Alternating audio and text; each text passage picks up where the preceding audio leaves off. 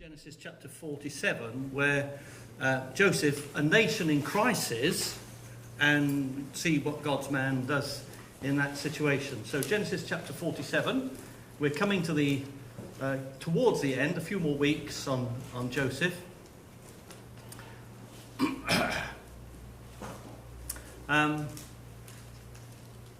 Thinking about what I was going to say again when I woke up this morning, I have gone for the alliteration. In the preaching club we say you don't have to do that. But there are four areas. I'm going to look at the man, the method he used, money, and also Jacob's memory. Okay, money, so man, method, money, memory. Or in longhand, the right man in the right place at the right time, how Joseph handled the problem and the solution he came up with, the principle that less becomes more, and then God's plan for saving the nation. So that's the four areas. Let's look at the man, Joseph, because we've spent quite a few weeks remembering his life and how God's used him and worked in him. And very clearly, Joseph is the right man in the right place at the right time. It was for such a time as this that he was in Egypt when the famine was devastating the land and the surrounding nations. And he appears as a young man who, like a wise head on young shoulders, to be in such a position of responsibility through what he's experienced and how he's related to God and related to people. He's acquired wisdom. And wisdom isn't about being clever. It's about how you handle the situation, how you handle life. And for a young man, he's handling himself and the situation very well.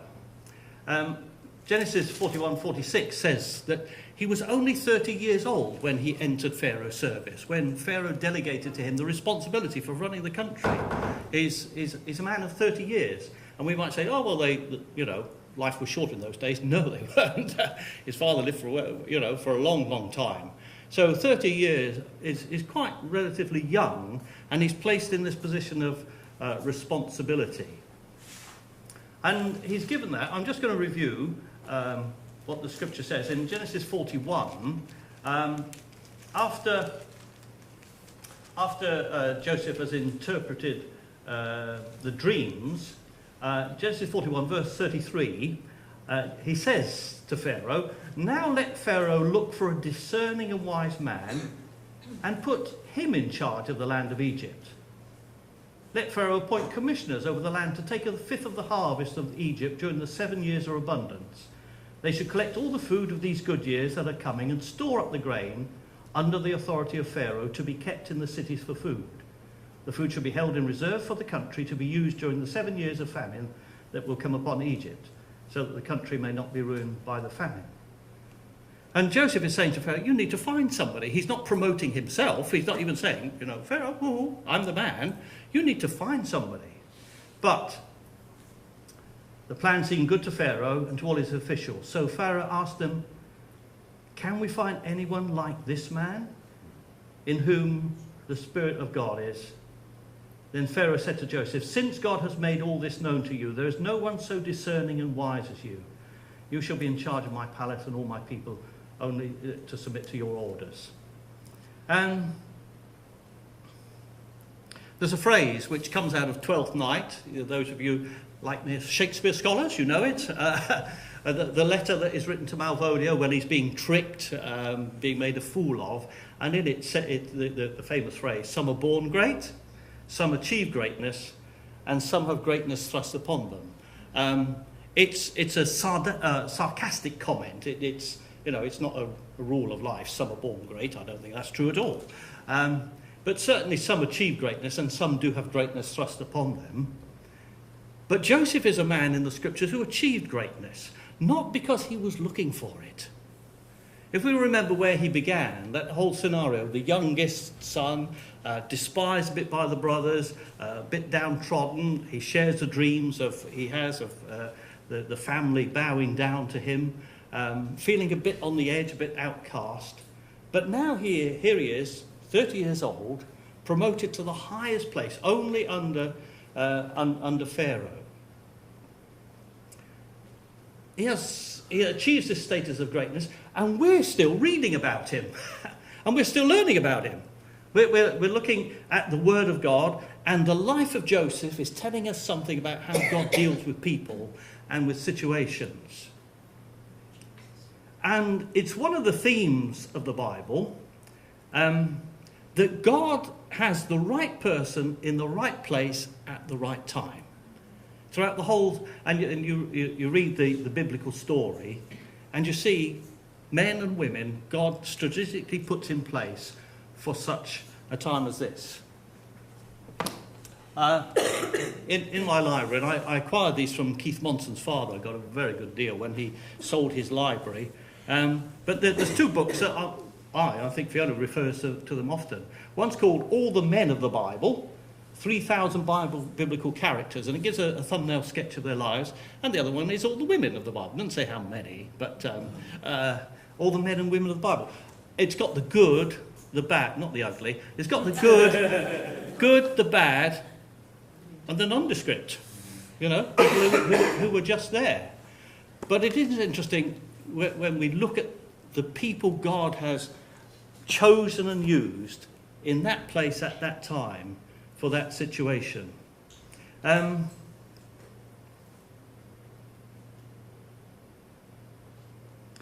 We don't advocate trying to make a name for yourself. We don't advocate trying to achieve greatness. If we take the life of Jesus, the phrase that resonates with me, it says, he made himself of no reputation. Actually, he took the lowest place, and it was God who exalted him to the highest. We see that in Joseph. Joseph took him down. Remember the rope going up and down. God took him down, and it is God who raised him up.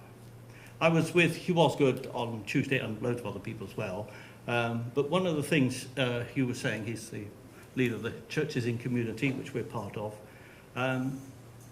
The Churches in Community is very much about the local independent church. It's not about big networks and streams and certainly not empire building. And he was saying that for aspiring ministers, they're tempted, sometimes they're attracted to hitch themselves to an established ministry with the promise that this will get you noticed. We can promise you travel and opportunity and a larger platform. And he was saying, I don't think that's the way it goes. That you hold onto the coattails of somebody else and hope that some of that will rub off on you. We're not aspiring for greatness. We're aspiring for availability. Here I am.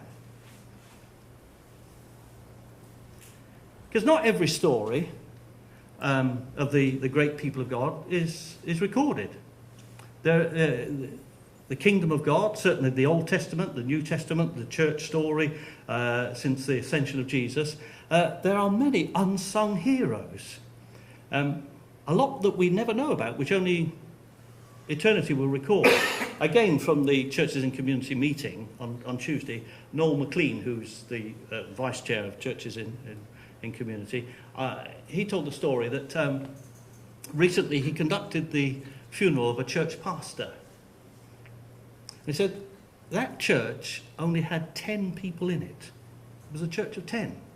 Which in some people's eyes is, well, it's a failing church. You know, what's all that about? He said there were only 10 people in his church.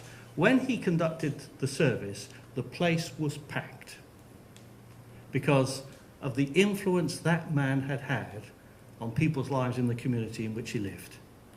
And he said that's the recognition that God honours. It served the community, taking people into his home, being involved in lots of people's lives. And people recognised that and honoured that.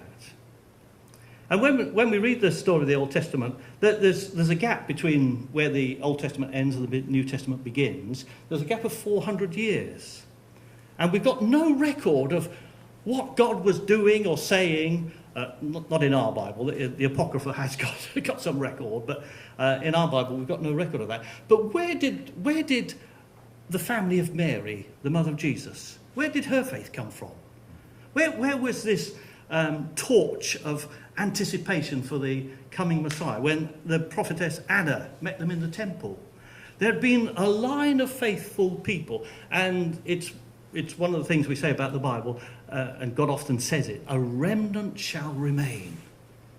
And in the midst of this very testing situation for Egypt, and when the people are in Babylon, when the temple is destroyed, all this sort of thing, God keeps a remnant of people. There are the right people in the right place at the right time.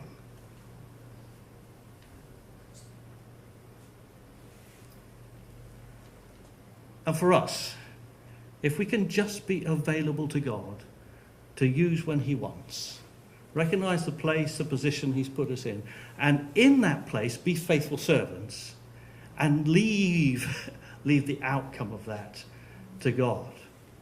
So Joseph, I think there were lots of questions about him. He's a bit of an enigmatic figure when we started, but certainly when we're coming to the end of the story, we see how God has fashioned and honed him, and become the man who could handle the situation, because there's this problem. There's going to be a famine in the land. So what method did he use? God has told Pharaoh, and Joseph has interpreted, that there's going to be 7 years of famine, but it's going to be preceded by 7 years of abundance. And in the narrative it says that the famine will be so severe that when it comes, people will have forgotten what it was like in the years of abundance. They will be crying out for food. And it's not just going to be in Egypt, because the whole story of Jacob travelling up to Egypt, was sending his sons to Egypt to buy grain. It's affected the surrounding nations. And so God has told them before it's happened, so they can plan and prepare. One of the best books I read, and I read it at the time we came to Wisbech, Philip Greenslade on leadership. Don't necessarily agree with everything that's recorded there, but it certainly made quite an impact on me when I read it. All right? Is the sound gone? Are we? Keep going. Yeah, I'll keep talking.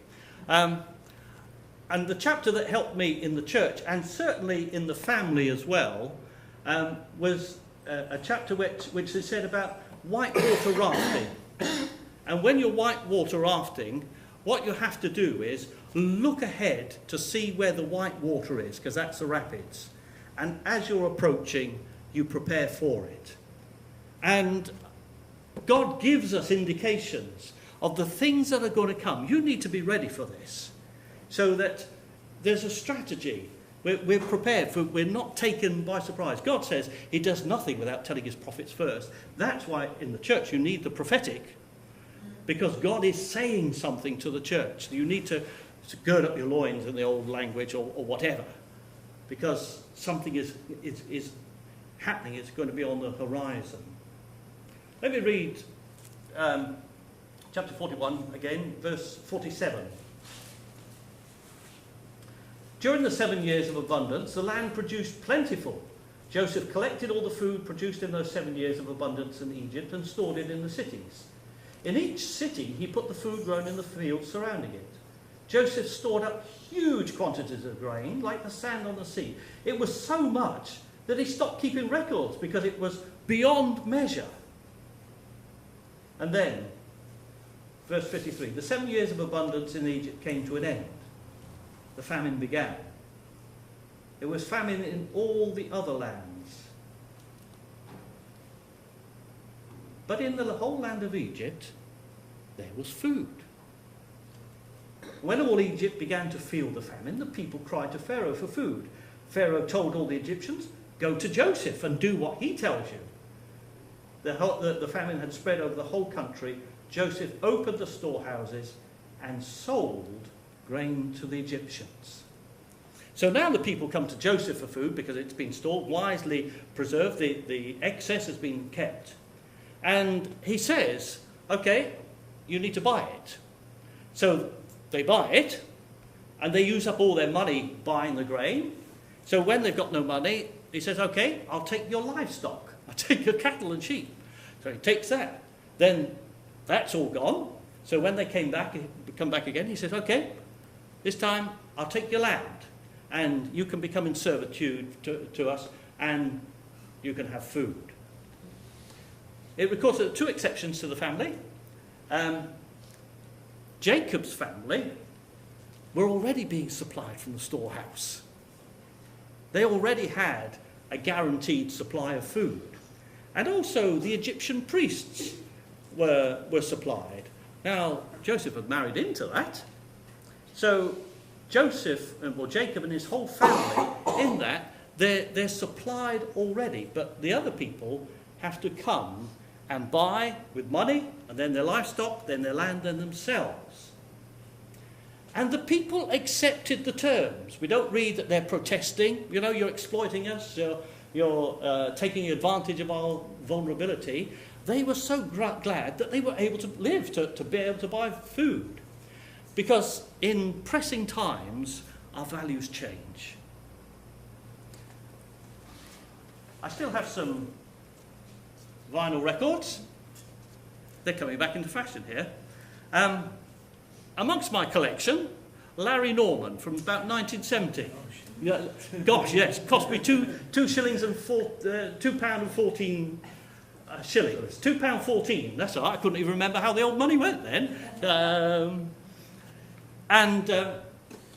He was a sort of Christian rock singer of his day. I'll just give you a line of, you can be a righteous rocker or a holy roller, you can be most anything, you can be a Leon Russell or a super muscle, you can be a corporate king. Then he goes, and why don't you look into Jesus? He's got the answer. But there was a song on here which has the feeling of the tribulation and the rapture and people being taken out of the world. But I've always remembered this line which is in it. The song's called I Wish We'd All Been Ready, and it says, life was filled with guns and war, and everyone got trampled on the floor. I wish we'd all been ready. Children died, the days grew cold. A piece of bread could buy a bag of gold. I wish we'd all been ready. And that comes from Revelation. The values change in desperate times. And a piece of bread can buy a bag of gold. And they're saying to Joseph, give us food or we'll die. It's interesting in Joseph's story, his own uncle Esau had sold his birthright for a takeaway meal of the day. He was so hungry, I'll let this go, which would have been an internal inheritance, for something that will just suffice me for today. And it is true in pressing times. We don't value, we don't appreciate what we have until it's taken away. And often we take for granted the daily supply. And the New Testament says, if we have food and shelter and clothing, with that we'll be content. And this accumulation of stuff. And I think when the situation changes, and maybe for the church, when the increasing pressure comes, as we've been praying and talking about in other nations, perhaps our values will change as well, and we'll see things differently. But Joseph wasn't exploiting them. They came to him and said, give us food unless we or we'll die. He said, no, I'll sell you it. You can have it. Where's the money? He traded money and then cattle, then land. But he was enabling them to survive. Oh, there we go. Is that Larry Norman? No?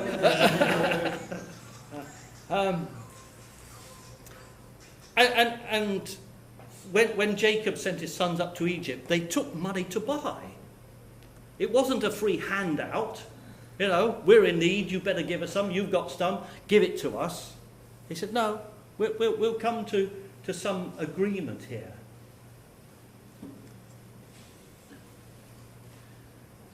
we've seen the pictures. We've seen the pictures where aid has gone in, where there's lack of food. And you can see at times, sometimes they manage to form an orderly queue, but often there's this scramble and people disregarding one another so that they can grab a portion. And here Joseph has organised a system, an orderly system, where people can have, there's a phrase I'm going to use in a moment, where they can have what they need.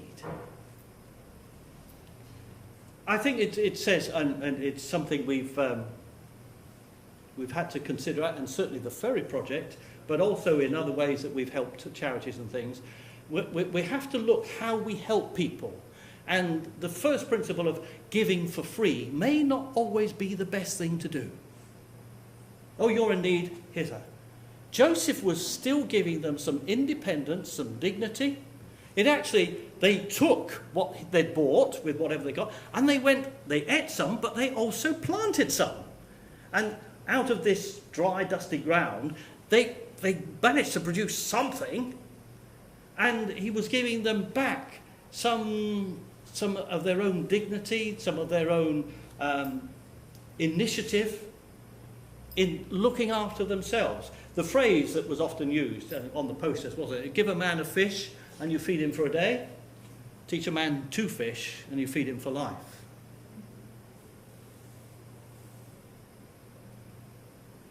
In the New Testament, because there was an anticipation that Jesus was coming again, some people thought, well, I don't need to do anything. I'm just going to wait for Jesus to come. He's round the corner, so what's the point of doing anything? And Paul has to be very firm, writing to the church in Thessalonians. He said, actually, if you're just sitting around, living on the handouts of other people, that's not godly Christian living. And he says to them, if a man won't work, if you can work, but you won't work, you don't eat. You don't get from the food bank. You don't get from the food store.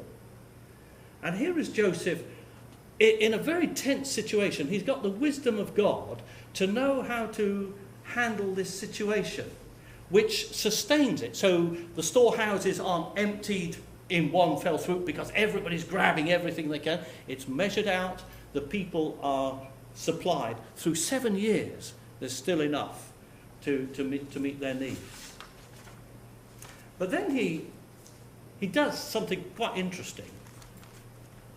Having asked them to pay for it in whatever way, verse 24, chapter 47, verse 24. When the crop comes in, so you've taken some of the grain, you've planted it, when the crop comes in, give 1/5 of it to Pharaoh. The other 4/5 you may keep for seed for the fields and as food for yourselves and your household and your children. You've saved our lives, they said. May we find favour in the eyes of the Lord, and we will be in bondage to Pharaoh. So they've bought it, and now he's saying, you've got to give 1/5 of it back. It's interesting, isn't it? These people are desperate. How can you take the food from their mouths? They recognise that Joseph has saved their lives. And he institutes this. It says here, when it was written, it's still in force today. That's what it says there. He instituted this, that you've had it, now I want you to give back 1/5.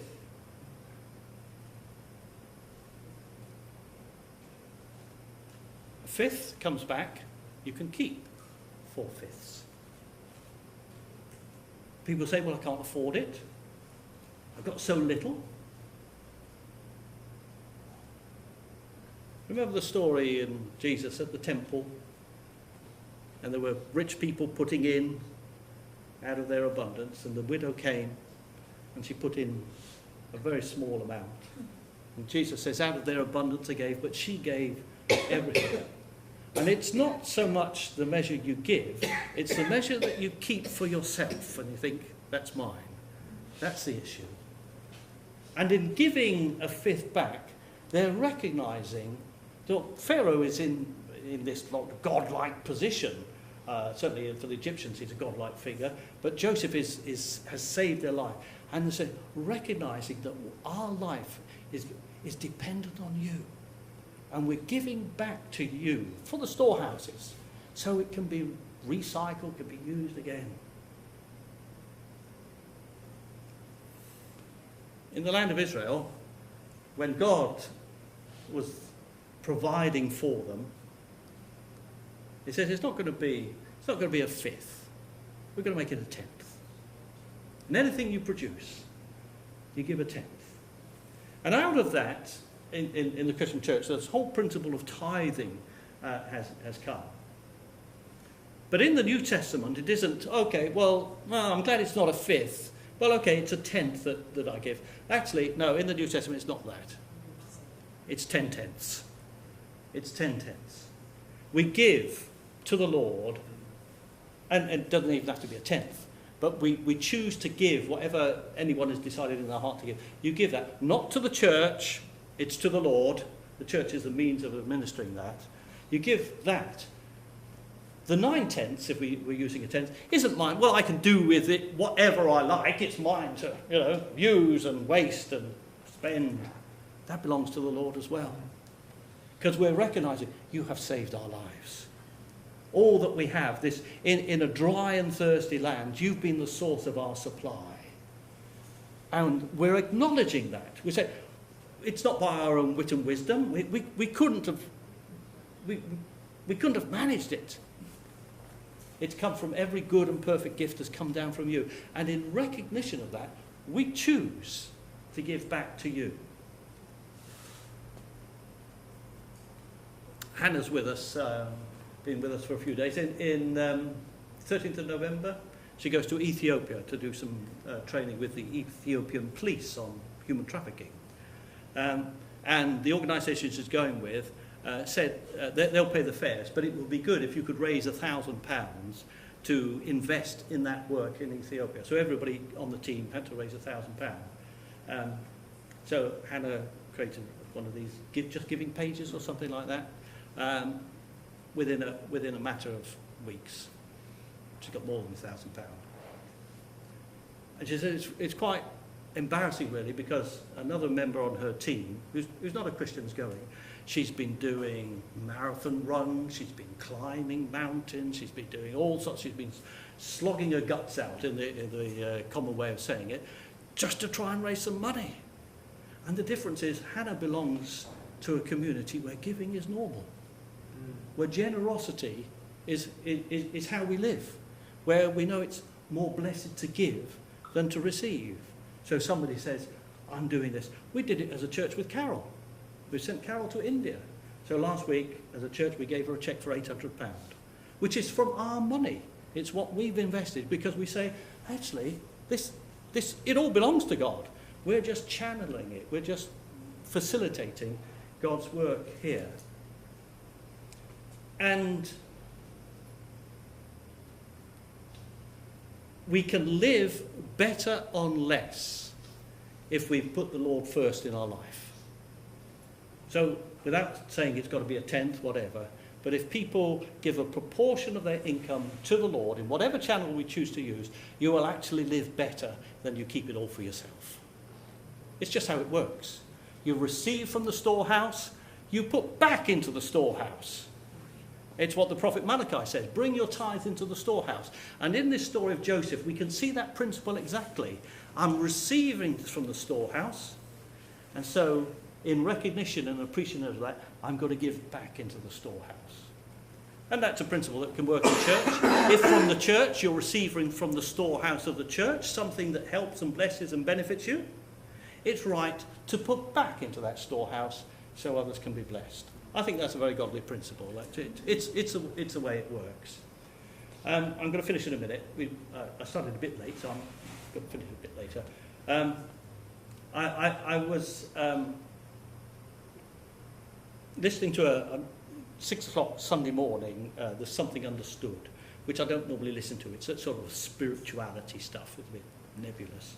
But I happened to have it on a couple of weeks ago, and they were talking about the Amish people in North America. And came up with the quote, because they have a simple lifestyle. The phrase was, enough is plenty. And that just resonated with me. If we have enough, that's plenty. Why do you need more than enough? And to live a simple lifestyle where we can be generous with what we've got. If I have enough, that's plenty for me. Let my abundance meet the needs of other people. I thought that was a very, very helpful phrase. Last thing to say. So, it just comes to the end of the story. Jacob, he wanted to see Joseph before he died. Let me read verse 28. Jacob lived in Egypt 17 years, and the years of his life were 147. When the time drew near for Israel to die, he called for his son Joseph and said to him, "If I have found favour in your eyes, put your hand under my thigh and promise that you will show me kindness and faithfulness. Do not bury me in Egypt, but when I rest with my fathers, carry me out of Egypt and bury me where they are buried. I will do as you say," he said. "Swear to me," he said. Then Joseph swore to him, and Israel worshipped as he leaned on the top of his staff. The nations become very fruitful, which is a creational principle, multiply. And in this special area, Goshen, they've survived, they've been fed, they've been fruitful, and the nation has multiplied. Even in the famine, they have survived. And there are remarkable stories of how in the most pressing situation, God has brought people safely through. I remember, we've often referred to it, but I'm not going to tell the whole story, but the Chinese pastor who was in the concentration camp, at the end of his story, where he was persecuted being a Christian in the communist era, the very harsh communist era then, at the end of his testimony he says, I survived the concentration camp. Now we know some people are taken out of that situation and gone into the presence of the Lord, which is, Paul says, that's even better. But God does bring people through some very testing situations. But why did God save the nation of Egypt along with the Israelites? You know, later on, they're punished, very severely punished. And the prophets later on have very harsh words to say about the nation of Egypt. And actually, it's in the table of nations, where is Egypt now?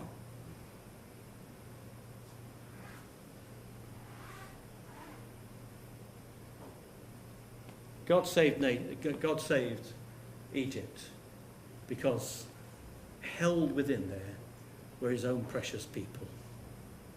He planted Israel in that nation. And the story of the Bible, and when I was growing up, I thought, well, why isn't China mentioned in the Bible? You know, why isn't Africa, and South America? What was going on then? Sorry? Yeah, I know, but the whole continent. You know what I mean. There are so many nations that aren't mentioned. And what was going on there? But they're only mentioned in their relationship to the people of God. That's why they're there. And if at that time they're not important in the story of the people of God, they're not in the book. Doesn't mean to say God wasn't doing something there. But the story of the Bible is the story of God's people and how he's saving and preserving them through. And God took Israel into Egypt, and they grew and multiplied. The Egyptians became fearful, made slaves of them, and then God, through Moses, says, now you've got to let my people go. And it's the whole story of Exodus that Pharaoh said yes, and then he said, no, let my people go. I took them in, you need to let them out. And he wouldn't until the plagues. And Jacob's, he's landed in Egypt. And he knows Egypt is not his home. Don't bury me here. Now, there's not an understanding of the resurrection and all that sort of stuff. Sort of his resting place. He wants to be with his forefathers in the land of his birth. And Jacob, looking back, it's an incredible story, isn't it? We haven't done the whole story of Jacob, but now he's reviewing the path that God has taken him. And Joseph, you'll take me home, won't you? He says, yes, I'll do that. And Israel worshipped as he leaned on the top of his staff.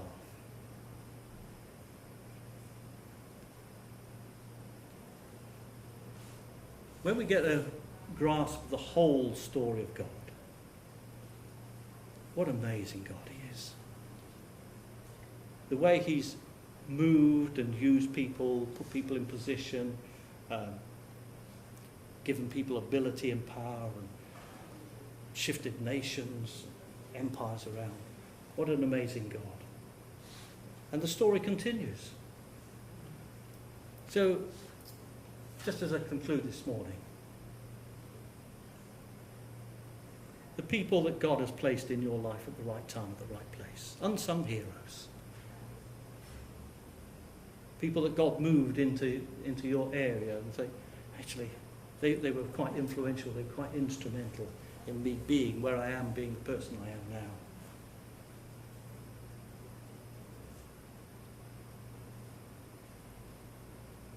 How God has supplied all our needs according to his riches. And God has brought some of us through some very testing times. We haven't been in famine, but what Paul says, we've known what it is to be in want, and we know what it is to be in plenty. But God has brought us through.